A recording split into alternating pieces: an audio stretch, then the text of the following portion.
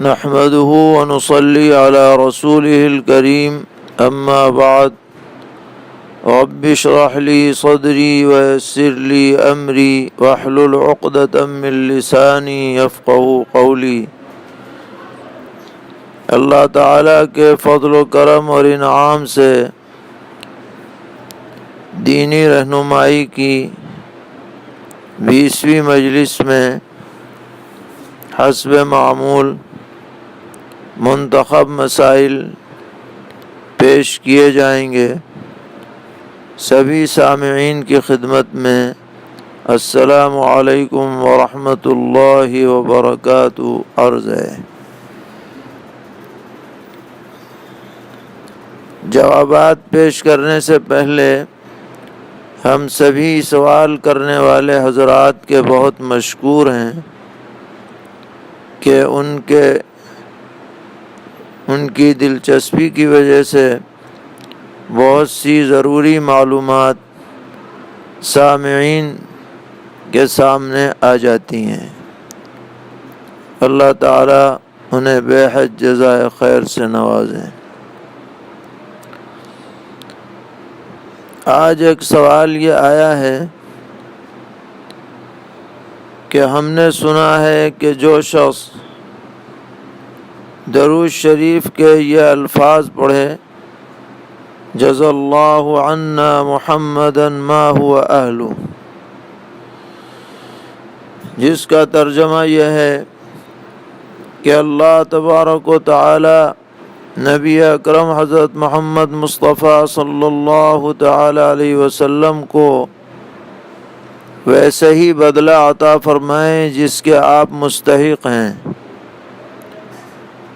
تو جو شخص یہ درود شریف پڑھے تو اس کا ثواب 70 فرشتے 1000 دن تک لکھتے رہتے ہیں، اور لکھتے لکھتے وہ گویا تھک جاتے ہیں۔ اتنا زیادہ اجر و ثواب ملتا ہے اس درود شریف کے پڑھنے پر۔ تو سوال یہ ہے کہ یہ کس روایت سے ثابت ہے، اور کیا رمضان میں اگر ایک مرتبہ پڑھیں تو 70 فرشتے 70,000 دن تک ثواب لکھتے رہیں گے؟ کیا یہ کہنا بھی صحیح ہے؟ تو اس کے بارے میں عرض یہ ہے کہ جس روایت کا آپ نے تذکرہ فرمایا ہے یہ روایت معجم طبرانی میں موجود ہے، لیکن یہ سنداً نہایت ہی ضعیف ہے، اور اس کی سند میں ایک راوی ہے جس کا نام ہے ہانی ابن المتوکل، جس کو محدثین نے متروک الحدیث اور منکر کہا ہے۔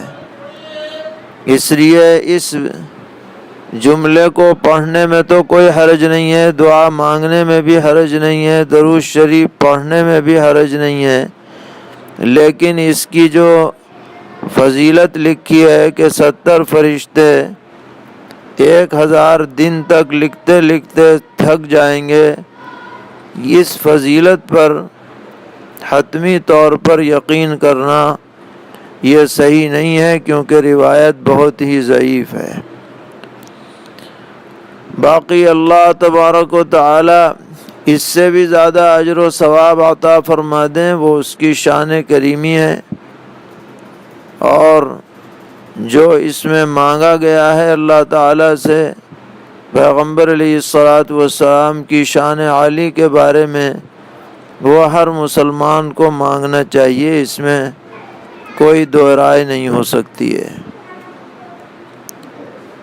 اسی کے ساتھ جو یہ پوچھا گیا کہ جو شخص رمضان المبارک میں یہ پڑھے گا تو اس کو 70,000 دن تک فرشتے لکھتے رہیں گے، یہ بات کسی نے اپنی طرف سے بڑھائی ہے، اس کا اس ضعیف روایت میں بھی کوئی ذکر نہیں ہے۔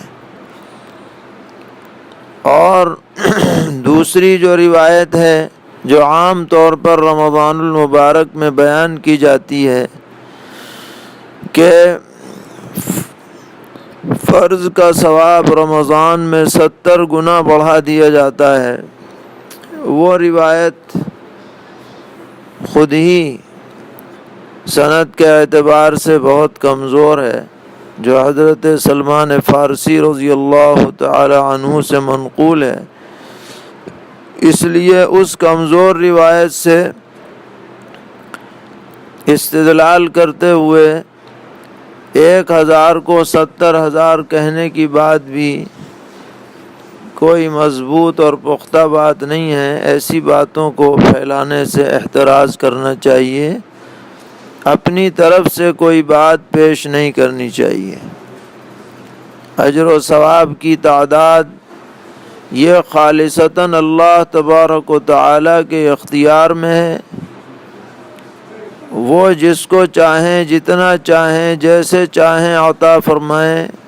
ہم اپنی طرف سے متعین کرنے والے کون ہوتے ہیں؟ بس اللہ تعالی سے مطلقاً ثواب کی امید رکھتے ہوئے اس جملے کو پڑھتے رہنا چاہیے، جزا اللہ عنا محمدا صلی اللہ علیہ وسلم ما هو اہلہ۔ پڑھنے میں حرج نہیں ہے، لیکن جس روایت کا حوالہ دیا جا رہا ہے اس پر اشکال ہے، تو اشکال والی باتوں کو پھیلانا نہیں چاہیے۔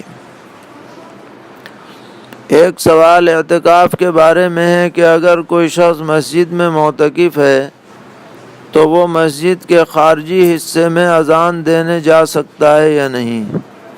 جا تو سکتا ہے، لیکن بہتر یہ ہے کہ آج کل لاؤڈ اسپیکر کا زمانہ ہے،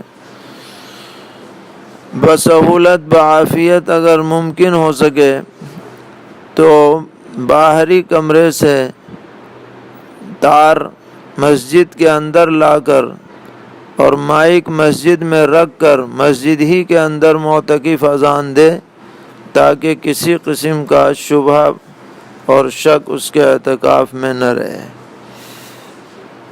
ایک سوال یہ ہے کہ اگر کوئی شخص عشاء کی نماز کے بعد اعتکاف میں بیٹھا تو کیا وہ شخص سنت اعتکاف کرنے والا ہوگا یا نہیں؟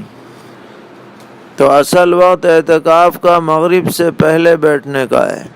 20 تاریخ کو رمضان کی مغرب سے پہلے بیٹھے تب اس کے کامل 10 دن ہوں گے، چاند دیکھ کر کے اٹھنا ہے۔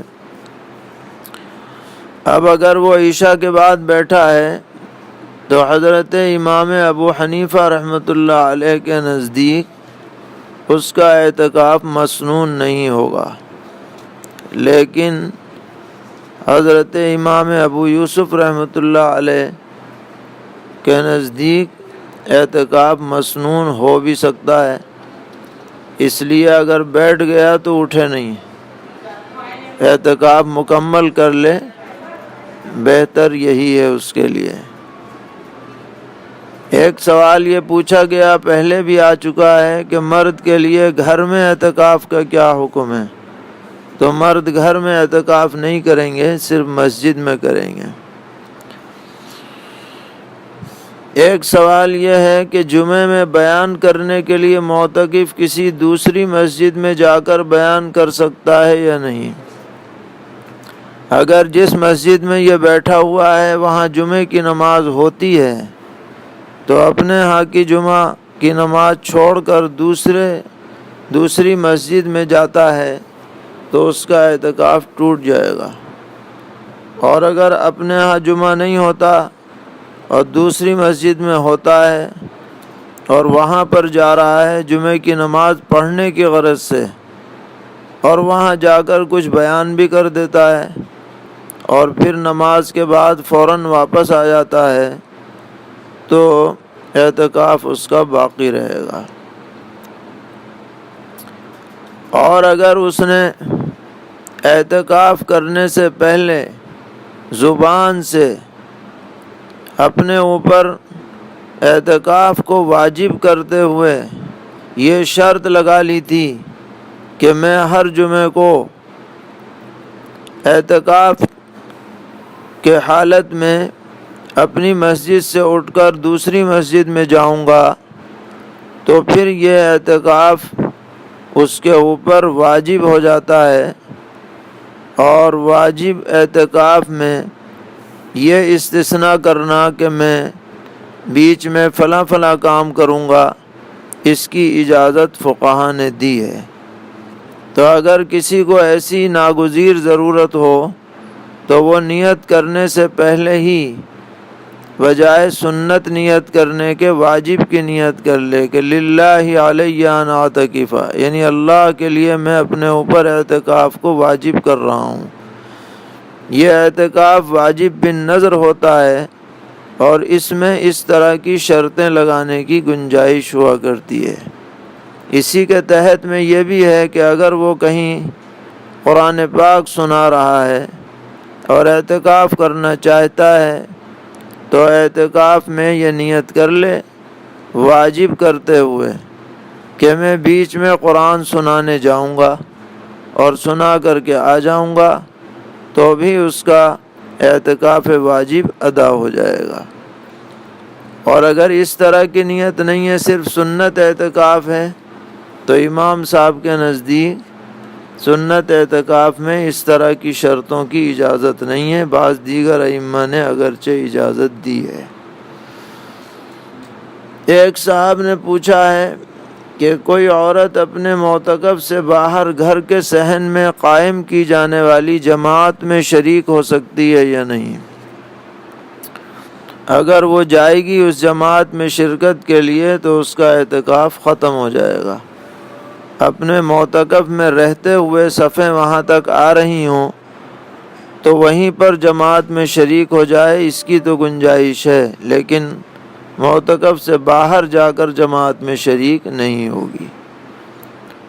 ایک سوال، سحری کا وقت ختم ہونے کے بعد فجر کی اذان سے پہلے ٹوتھ پیسٹ کرنا کیسا ہے؟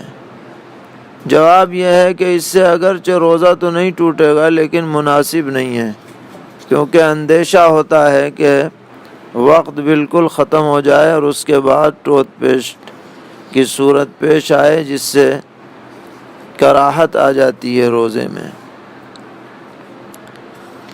ایک سوال یہ ہے عدت کے بارے میں کہ طلاق اور موت کی عدت میں شرعاً کیا فرق ہے؟ تو عورتیں دو طرح کی ہیں، ایک تو وہ جو حاملہ ہیں، طلاق کے وقت حاملہ ہوں یا شوہر کی وفات کے وقت حاملہ ہوں، تو ان کے بارے میں تو طے شدہ بات ہے کہ جب وضع حمل ہو جائے، بچے کی پیدائش ہو جائے، چاہے طلاق کی عدت ہو یا وفات کی عدت ہو، وہ فوراً ختم ہو جاتی ہے۔ اب چاہے وہ طلاق کے 5 دن کے بعد ہو جائے، موت کے 5 دن کے بعد ہو جائے، یا 7-8 مہینے تک چلے، جب تک پیٹ میں بچہ ہے جب تک عدت باقی رہے گی، اور جب بچہ پیدا ہو جائے گا تو عدت ختم ہو جائے گی۔ اب رہ گئی وہ عورتیں کہ جو طلاق یا وفات کے وقت حاملہ نہیں ہیں، تو ایسی عورتوں کے بارے میں تفصیل ہے۔ اگر موت کی عدت ہے تو 4 مہینے 10 دن، اور 4 مہینے 10 دن میں یہ دیکھا جائے گا کہ جس دن انتقال ہوا قمری مہینے کے، چاند کے مہینے کے اعتبار سے کون سی تاریخ تھی۔ اگر ابتدائی تاریخ ہے ایک ہے مثلاً، تو پھر عدت کا شمار ہوگا چاند کے مہینے سے، 4 مہینے 10 دن، اس میں 29 کا مہینہ ہو 30 کا مہینہ ہو سب شمار کیا جائے گا۔ اور اگر جس دن انتقال ہوا اس دن جو ہے چاند کی کوئی بیچ کی تاریخ تھی، 5 تھی 10 تھی 20 تھی، تو اب شمار ہوگا دنوں کے حساب سے 130 دن 130 دن 4 مہینے 10 دن اس طرح سے پورے کیے جائیں گے۔ یہ تو ہے موت کی عدت۔ اور طلاق کی عدت میں بھی دیکھا جائے گا کہ وہ عورتیں ہر مہینے ناپاکی کے ایام ان کے جاری ہیں یا نہیں۔ اگر جاری ہیں تو 3 مرتبہ ایام گزرنے پر طلاق کی عدت پوری ہو جائے گی۔ اور اگر جاری نہیں ہے، چھوٹی بچی ہے یا بڑی عمر کی عورت ہے، تو اس کی عدت 3 مہینے ہے۔ 3 مہینے میں طلاق کی عدت اس کی پوری ہوگی۔ یہ تفصیلات قرآن پاک میں اور احادیث شریفہ میں موجود ہیں۔ ایک سوال یہ کیا گیا ہے کہ مرغی کی پیٹھ کی ہڈی میں ایک سفید ڈوری ہے جو کمر سے لے کے گردن تک ہوتی ہے، کیا وہ حلال ہے یا نہیں؟ اس کو ہمارے عرف میں حرام مغز کہا جاتا ہے، اور عوام میں یہی مشہور کر دیا گیا ہے کہ اس کا کھانا بالکل جائز نہیں۔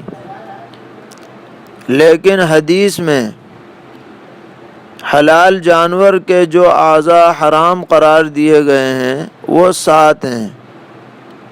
ان میں خون ہے، شرمگاہ ہے، خصیتین ہے، غدود ہیں، مثانہ ہے، پتا ہے۔ تو ان میں یہ شامل نہیں ہے۔ ہماری فقہ کی بعض کتابوں میں اس کو ذکر کیا گیا ہے، اس لیے بعض حضرات مفتیان نے اس کو بھی مکروہ کی فہرست میں داخل کر دیا۔ لیکن صحیح بات یہ ہے کہ یہ زیادہ سے زیادہ مکروہ تنزیہی یعنی خلاف اولا ہے، بالکل حرام نہیں ہے۔ اگر کوئی اسے کھا لے تو اس کی وجہ سے کوئی حرمت اس پر لازم نہیں ہوگی، اور اگر یہ کسی چیز میں گر جائے تو اس سے سالن یا پانی وغیرہ کوئی ناپاک نہیں ہوتا ہے۔ اس کا خیال رکھنا چاہیے۔ ایک صاحب نے سوال کیا ہے کہ لاک ڈاؤن کے صورت میں گھروں میں نمازیں تنہا پڑھنا بہتر ہے یا جماعت سے پڑھنا بہتر ہے؟ تو عام نمازیں جو ہیں وہ جماعت سے پڑھی جائیں، اس لیے کہ جماعت سے پڑھنے کا ثواب 25 یا 27 گنا بڑھ جاتا ہے۔ تو جس گھر میں کوئی امام نماز پڑھانے والا ہو، وہ 5 وقتہ نماز سب مرد و عورت گھر والے جماعت سے نماز پڑھنے کا اہتمام کریں، اسی میں ثواب زیادہ ہے۔ ایک سوال یہ کیا گیا کہ کسی شخص کی وتر کی پہلی رکعت چھوٹ گئی تو اس رکعت کو مکمل کرتے وقت دعائے قنوت پڑھے گا یا نہیں، جبکہ وہ امام کے ساتھ دعائے قنوت پڑھ چکا ہے؟ تو ایسا شخص جب اپنی نماز پوری کرے گا تو اس میں دعائے قنوت نہیں پڑھے گا، جو امام کے ساتھ پڑھ لی بس وہ کافی ہو گئی۔ ایک سوال پوچھا گیا، نماز کے دوران نیند کے غلبے کی وجہ سے رکوع چھوٹ جائے یا سجدہ چھوٹ جائے تو نماز میں خرابی آئے گی یا نہیں؟ جی ہاں، خرابی آئے گی۔ ایسا شخص لاحق کے درجے میں ہے، جب یاد آئے تو پہلے اپنا رکوع اپنا سجدہ کرے، اس کے بعد امام کے ساتھ شامل ہو، اور اگر اکیلے پڑھ رہا ہے تو ظاہر ہے جہاں سے بھولے گا وہیں سے آگے اپنی نماز پوری کرے گا۔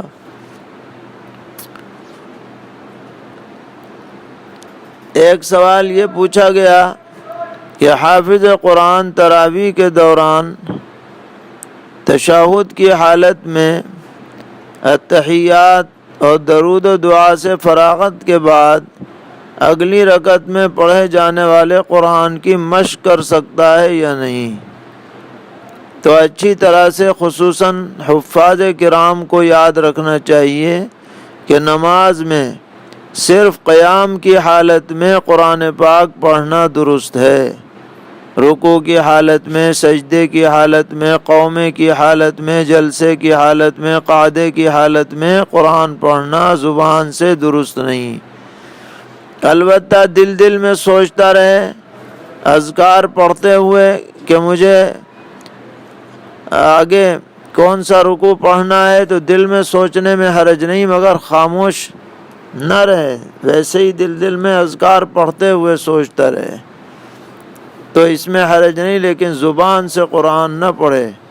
ایسا پڑھنا بہت سخت مکروہ ہے، حدیث میں ممانعت آئی ہے۔ ایک اہم سوال آج کل یہ پوچھا جا رہا ہے کہ حکومت کی طرف سے مقررہ مقدار سے زائد لوگوں کا مسجد میں نماز ادا کرنا کیسا ہے؟ ہر جگہ یہ صورت پیش آ رہی ہے، تو اس کا جواب یہ ہے کہ نماز تو ادا ہو جائے گی، لیکن اپنے کو خطرے میں ڈالنا یہ بھی شریعت میں پسندیدہ نہیں ہے، اس لیے محتاط رہنے کی ضرورت ہے۔ ایک سوال یہ پوچھا گیا کہ گھروں میں جماعت کی صورت میں کیا امام کے لیے عورتوں کی نیت کرنا ضروری ہے؟ اگر ضروری ہے تو کس طرح نیت کریں؟ اگر نیت نہ کریں اور خواتین شریک رہیں تو کیا حکم ہے؟ جب یہ پہلے سے معلوم ہے کہ گھر میں خواتین جماعت میں شریک ہو رہی ہیں اور وہی امام جسے سب علم ہے وہ نماز پڑھانے کے لیے مصلی پر پہنچتا ہے، تو ذہن میں اس بات کا پایا جانا کہ میں گھر والوں کو بھی نماز پڑھا رہا ہوں، بس یہی کافی ہے۔ زبان سے خاص طور پر عورتوں کا نام لینا یا عورتوں کا زبان سے اظہار کرنا یہ کوئی نیت میں ضروری نہیں ہے، دل میں تصور کافی ہے۔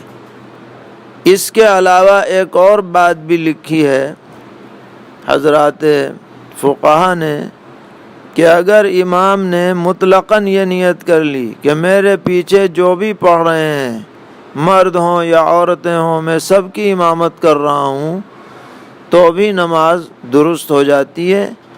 اور اس طرح سے جب نماز پڑھی جا رہی ہو تو بیچ میں کوئی عورت آ کر کے شامل ہو جائے تو اس کی نماز بھی صحیح ہو جائے گی۔ ایک سوال عید کی نماز کے متعلق ہے کہ عید کی نماز کے بعد دعا مانگنے کا کیا حکم ہے؟ کیا عید کی نماز کے بعد دعا کی کوئی فضیلت ہے؟ جیسے اور نمازوں کے بعد دعا ہے ایسے ہی عید کے بعد بھی ہے۔ چونکہ عید میں مجمع کثیر ہوتا ہے اس لیے دعا کی قبولیت کی امید زیادہ ہے، اور نبی اکرم علیہ الصلاۃ والسلام کی ایک حدیث سے بھی یہ معلوم ہوتا ہے کہ عید کے مجمع میں دعائیں کی جاتی ہیں، اس لیے عید کی نماز کے بعد دعا کا اہتمام کرنا اچھا اور بہتر ہے۔ ایک سوال زکوٰۃ کے متعلق ہے کہ اگر بیٹی کی سسرال سے زیور اور پیسے آئے ہوں تو ان کی زکوٰۃ کون ادا کرے گا، لڑکی والے یا لڑکے والے؟ اس میں خاندانوں کا عرف دیکھا جائے گا کہ یہ زیور اور پیسے جو آئے ہیں ان کی ملکیت کس کی ہے۔ اگر ملکیت عورت کی ہو گئی ہے اگرچہ سسرال سے آئے ہوئے ہیں تو عورت پر زکوٰۃ واجب ہے، اور اگر ملکیت لڑکے والوں کی برقرار ہے اور وہ یہ سمجھتے ہیں کہ ہم نے بطور عاریت دیا ہے، جب ہمارا جی چاہے گا ہم واپس لے لیں گے، تو ایسی صورت میں جب ملکیت لڑکے والوں کی ہے تو زکوٰۃ بھی لڑکے ہی پر واجب ہوگی، بیوی پر نہیں ہوگی۔ خلاصہ یہ ہے کہ جو مالک ہے وہی زکوٰۃ ادا کرے، لڑکی مالک ہے تو لڑکی اور لڑکا مالک ہے تو لڑکا، واجب اس پر ہوگی۔ اب باقی ایک دوسرے کی طرف سے زکوٰۃ ادا کر دے کوئی، اس میں تو کوئی حرج نہیں ہے، آپسی رضامندی کی بات ہے۔ زکوٰۃ ہی کے متعلق ایک اور سوال ہے، کسی شخص نے غلطی سے زکوٰۃ کا حساب زیادہ لگا لیا اور مقدار سے زیادہ ادا کر دی، تو کیا زائد رقم اگلے سال کی زکوٰۃ سے منہا کر سکتا ہے؟ جی ہاں، کر سکتا ہے، کیونکہ دیتے وقت زکوٰۃ کی نیت رہی، اس کو اگلے سال میں علی الحساب شامل کر لے۔ ایک سوال یہ ہے کہ سعودی عرب میں رہنے والا شخص صدقہ فطر کس اعتبار سے ادا کرے گا؟ سعودی کرنسی کے اعتبار سے یا اپنے ملک کی کرنسی کے اعتبار سے؟ تو جہاں آدمی رہتا ہے اسی ملک کی کرنسی سے حساب لگتا ہے۔ سعودیہ کا رہنے والا ہے تو سعودی کرنسی سے حساب لگائے، ہندوستان کا ہے تو ہندوستان سے لگائے، اور کسی ملک کا ہے تو اپنے ملک کے اس سے لگائے۔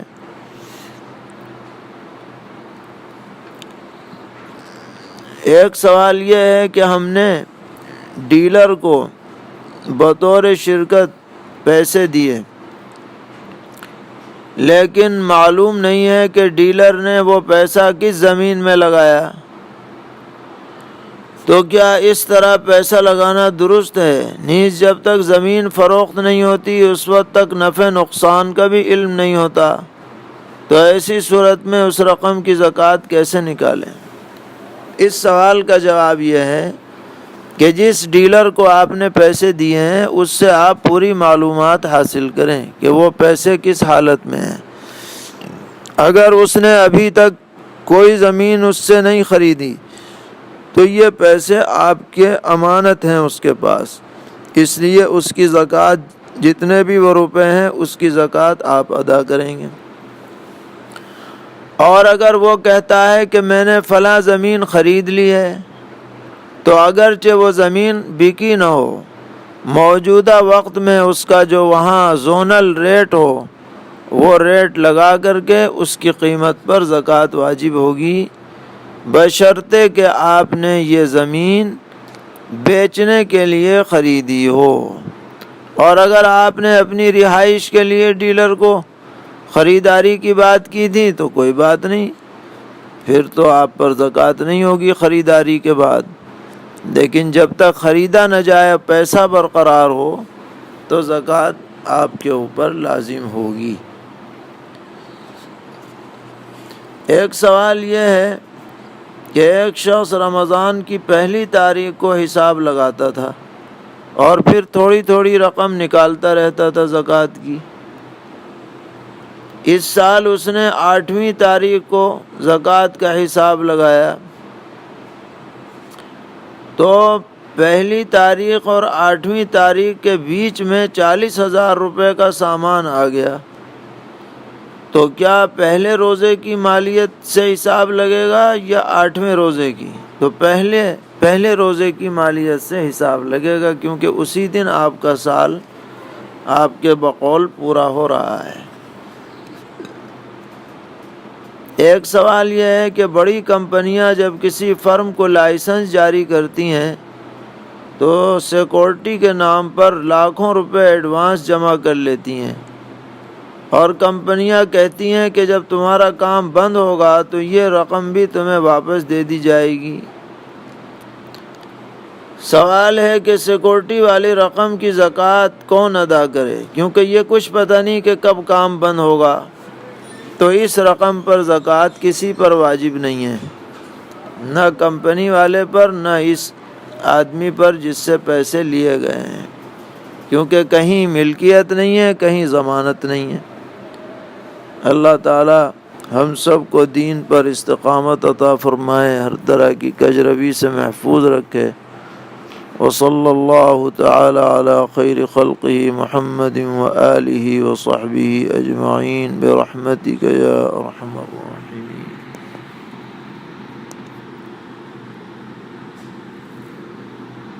اللہم لک الحمد